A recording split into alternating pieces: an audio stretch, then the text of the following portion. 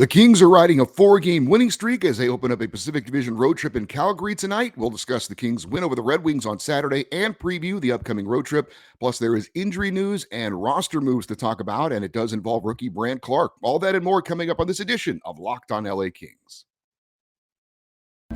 You are Locked On Kings, your daily podcast on the Los Angeles Kings. Part of the Locked On Podcast Network, your team every day.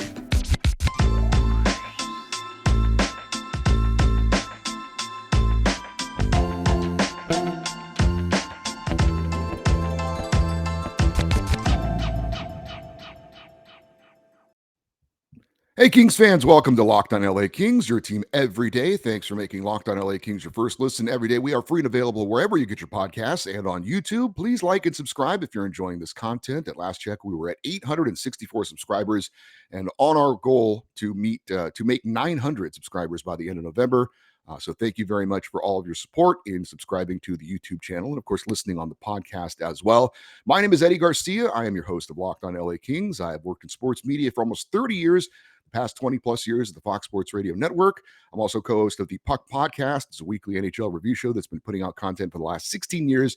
And of course, a passionate LA Kings fan for over 30 years. We've got a game to talk about from the weekend. That was the Kings hosting the Detroit Red Wings to wrap up their homestand. And as far as the lineup goes for the Kings, it's the familiar lineup that we have seen over the last few games. Andrei Kopitar centering the top line, Adrian Kempe and Gabe Vilardi on the wings.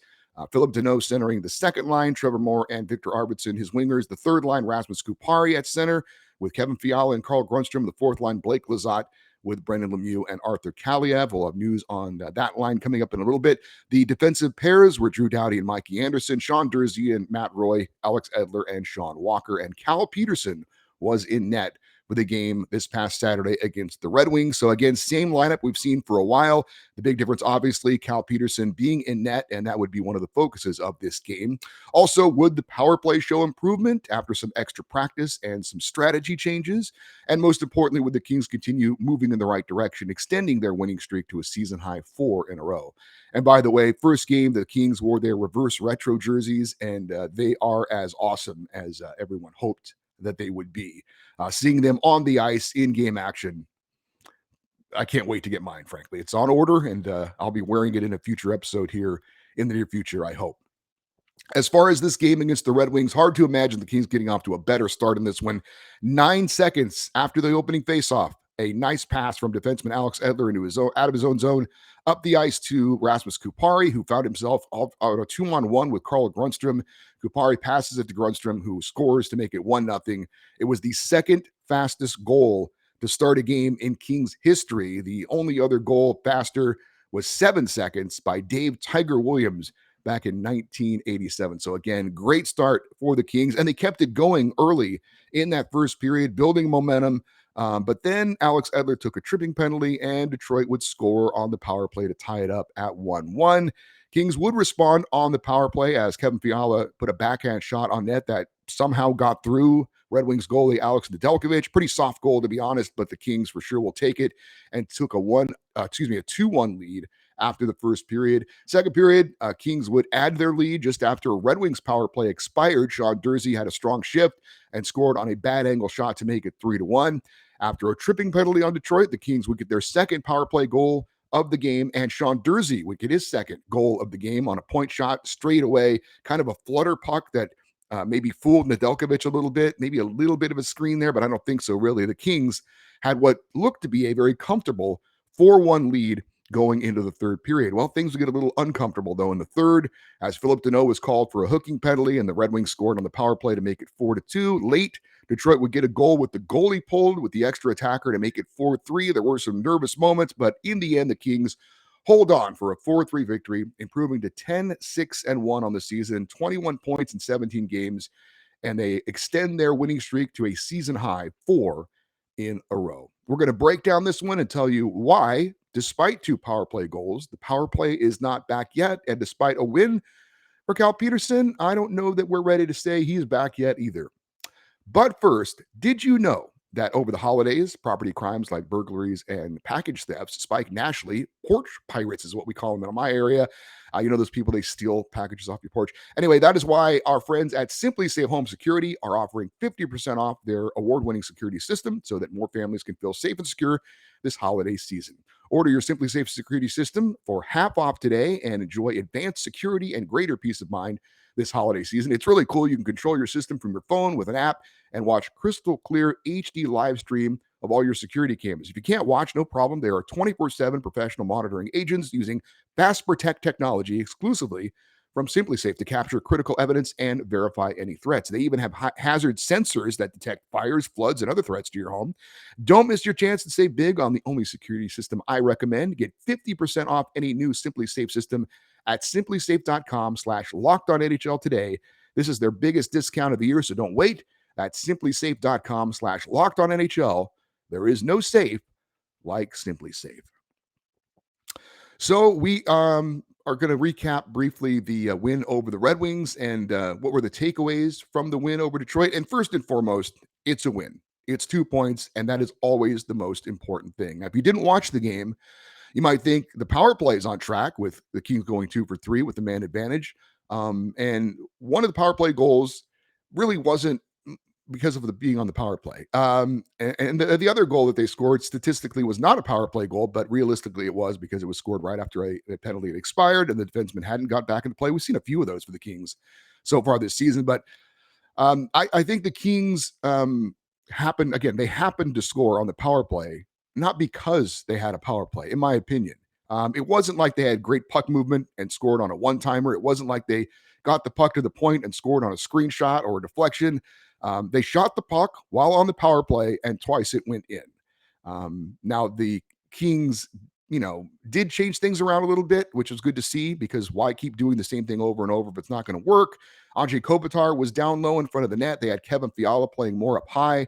But again, I don't think that the Kings necessarily scored because they had great execution on their power play. Like I said, it was more of they put a shot on net and they were on the power play, and so they get credit for a power play goal. So the only thing that I think positive can come out of that is that, they get a good feeling from being on the power play. There's some good that came from it, and maybe that can build a little confidence and get them feeling like, oh, when we get on the power play, something good will happen, which hasn't been the case more often than not lately. But I'm still not close to saying that the Kings, that I'm not really all that encouraged by 2 power play goals in this game against Detroit, because like I said, it wasn't like it was really an effective power play. They just happened to get a shot on goal that went through. And frankly, I thought there were a couple pretty soft goals that were allowed in that one. So while it is encouraging, they scored 2 power play goals. I have to say, I'm very far away from saying, all right, this is an encouraging sign.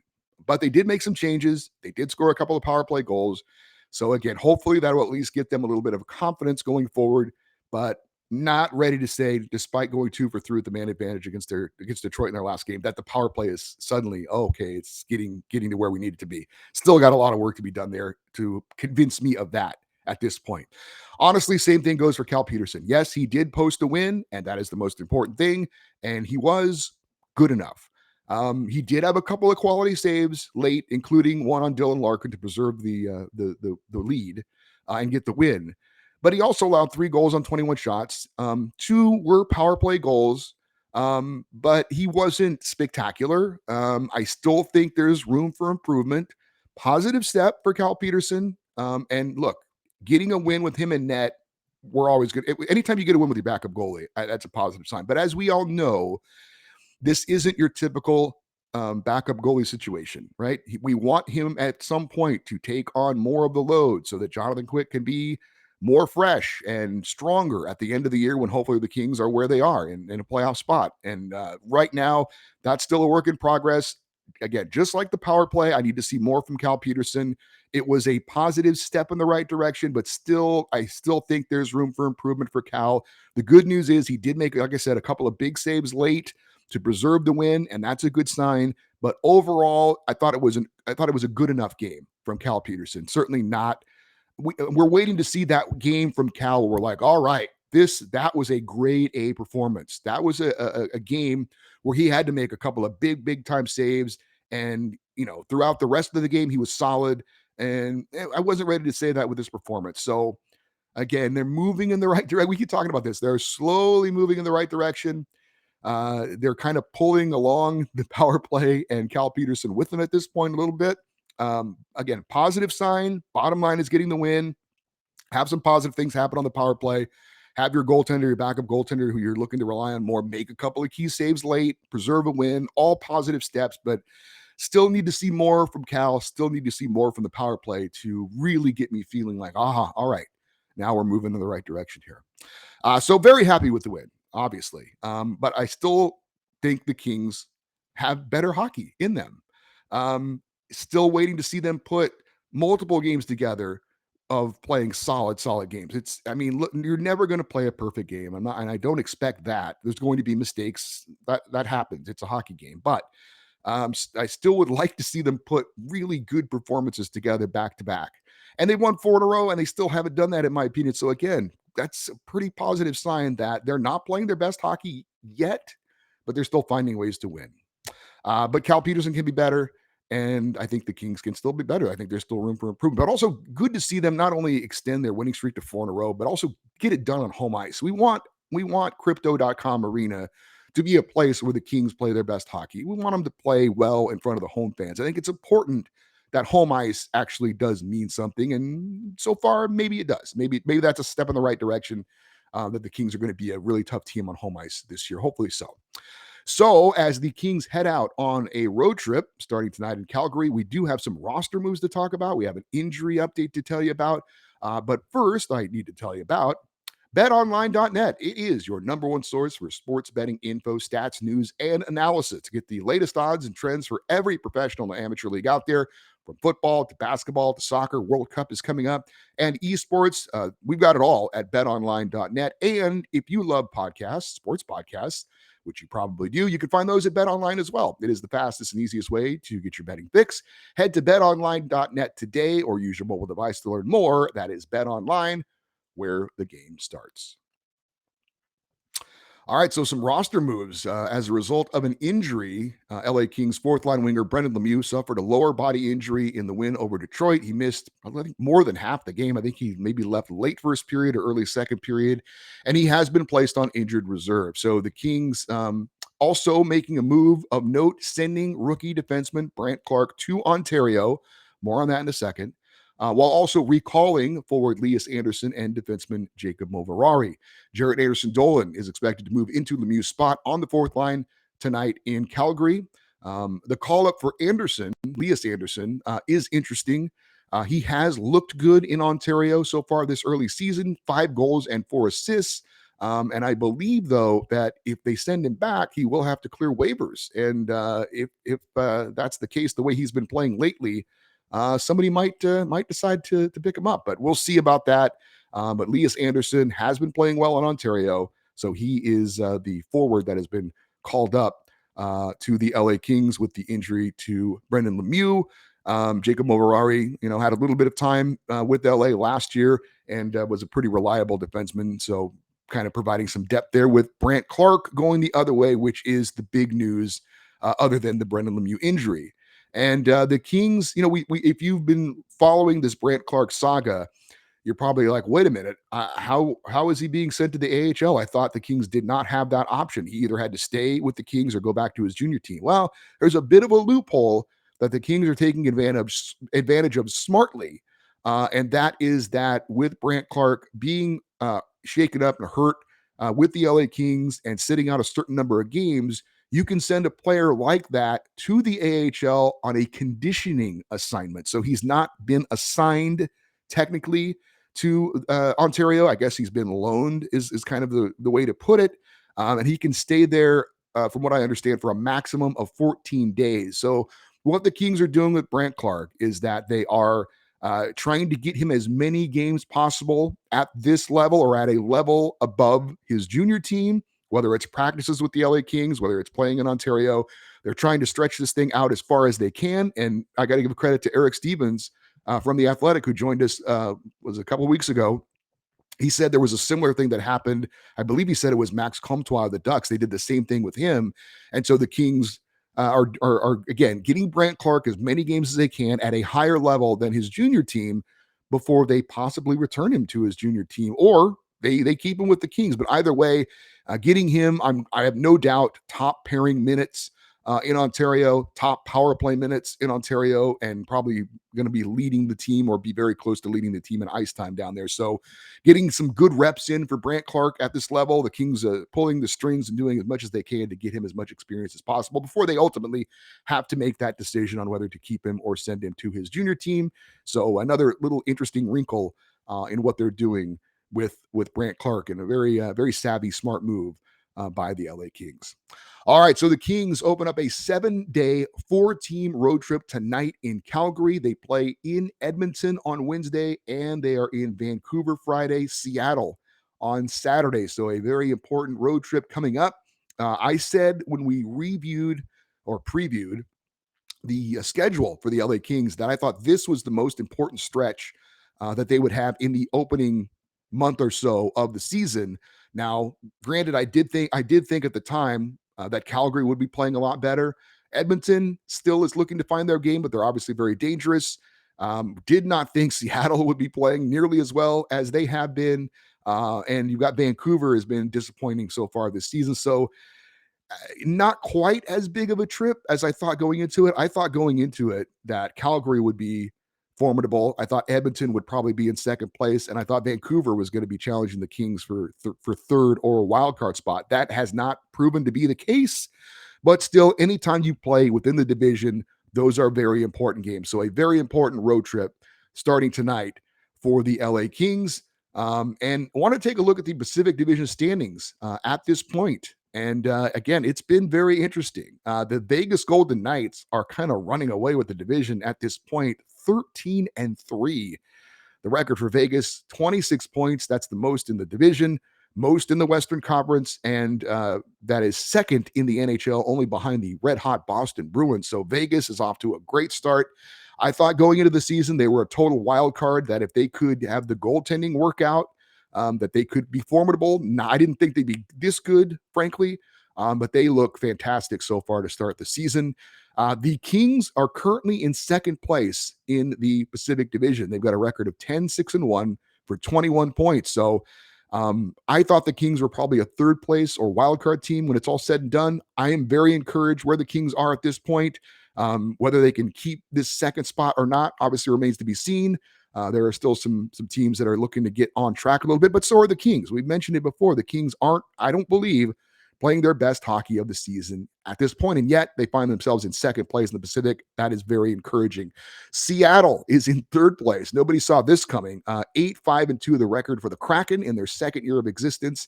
They do have 2 games in hand on the Kings, so the Kings have a 3-point lead, but Seattle has 2 more games that they've played fewer than the LA Kings, so opportunities to make up those points there.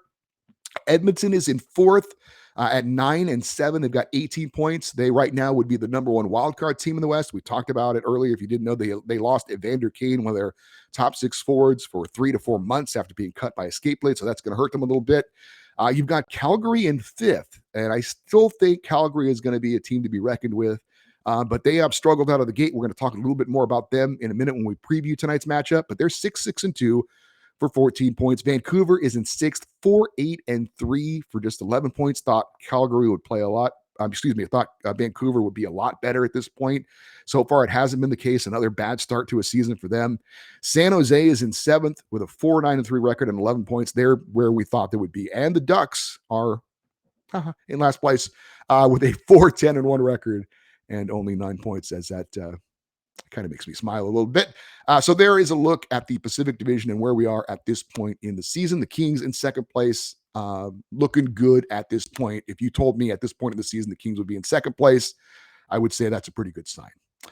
So again, the Kings are in Calgary tonight to take on former Kings head coach Daryl Sutter and the Calgary Flames. As I mentioned earlier, the Flames were expected to be, going into the season, one of the top teams in the Pacific, if not the best team in the division, but they are off to a bit of a slow start. So hopefully we're catching them while they're still trying to find their game. There were major changes in Calgary this offseason. If you didn't know, they lost star player Johnny Gaudreau to free agency. He went to Columbus in a shocking move.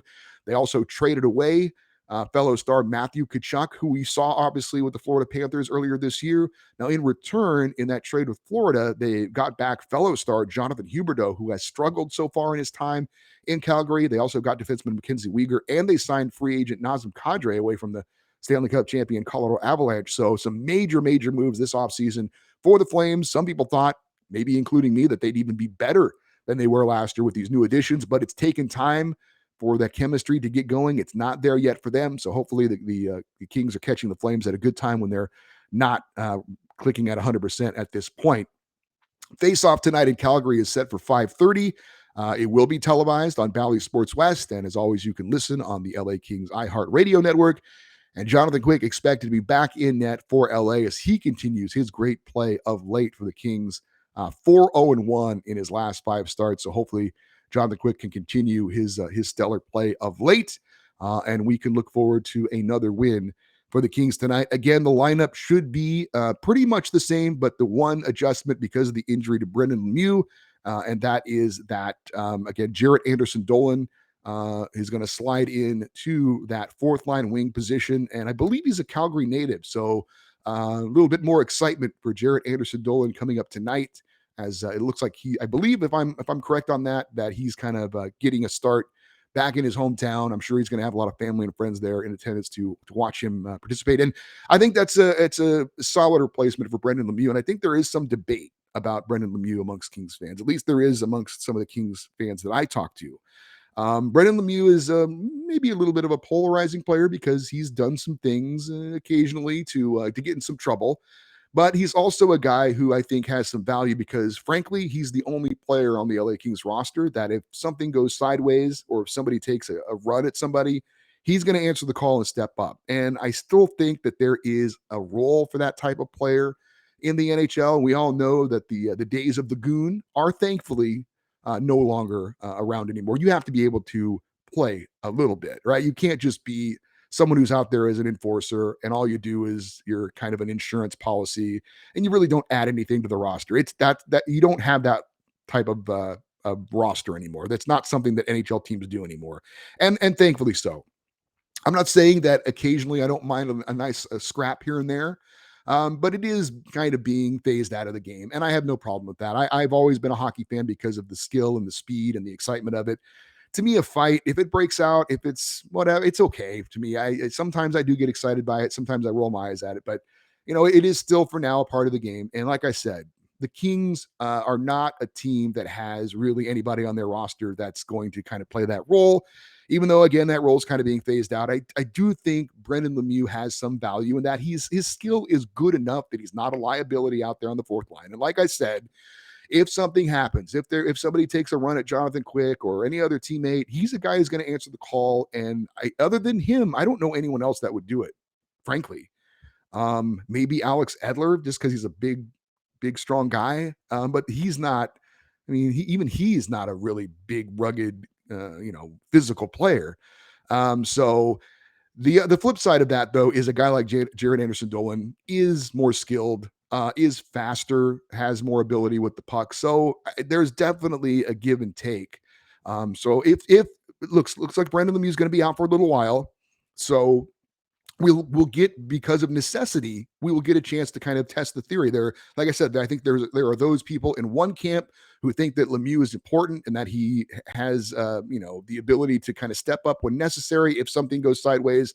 With him out of the lineup, though, I think the Kings do gain a little bit more offense, a little bit more spark. But then again, our team's going to look to kind of push us around a little bit more because there isn't that guy out there on the ice. We're going to get an experiment to see, are the Kings better with or without Brendan Lemieux? And you could always say, well, it's the fourth line. Who cares? The fourth line, it sparks the Kings a lot when they get that cycle going. I think with Jarrett Anderson-Dolan, that absolutely does go up as far as that skill level and his speed. But again, we'll see. If anything happens, is somebody else going to step up? Are they going to do something a little bit outside of their comfort zone? We'll see. It'll be interesting to watch. A little bit something extra to watch for you as these games go along and this road trip goes along through Canada.